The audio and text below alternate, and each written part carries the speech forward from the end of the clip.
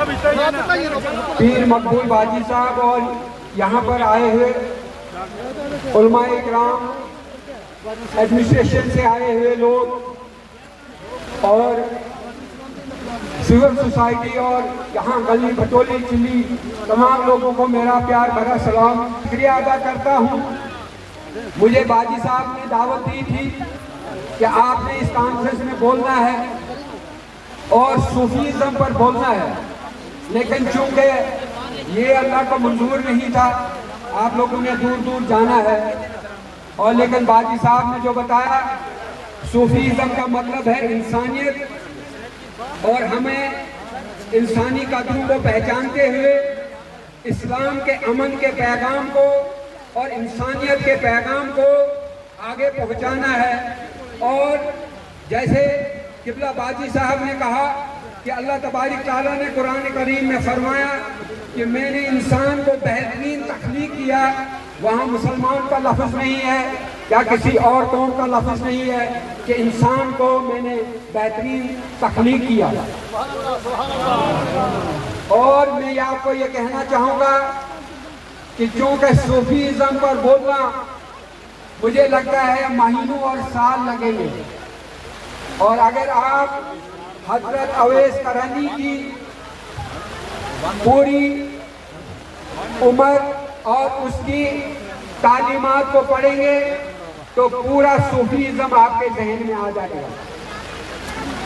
मुझे लगता है कि सूफीज़म का जो लिंक है तसव्वुफ के साथ, और तसव्वुफ 3-4 लफ्ज़ों से जुड़ा हुआ है, ते, साद, वाव और से।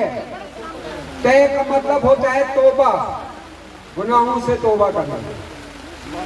साद का मतलब होता है सफाई, कल्ब की सफाई, और जब आपका दिल साफ हो जाएगा, पहले तौबा करना है गुनाहों से, फिर दिल साफ करना है, उसके बाद आता है वाव। वाव का मतलब होता है भलाई, और फे का मतलब होता है फना। आप एक चीज आप सुन लेना, जब हजरत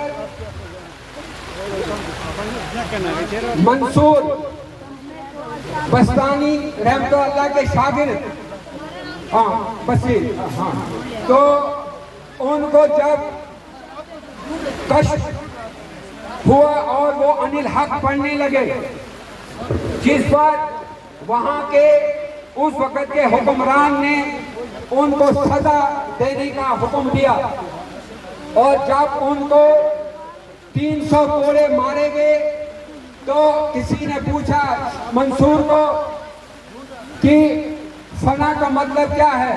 उन्होंने कहा कि जो आप देख रहे हैं।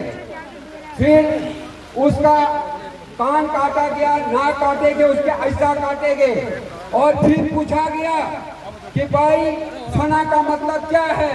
उन्होंने कहा कि अब मेरा तन साथ जुदा हो जाएगा और मेरी जिस्म की राख फैलाई जाएगी और मेरे सर को लटकाया जाएगा, इसके आगे मैं कुछ नहीं जानता हूँ, ये फना का मतलब है।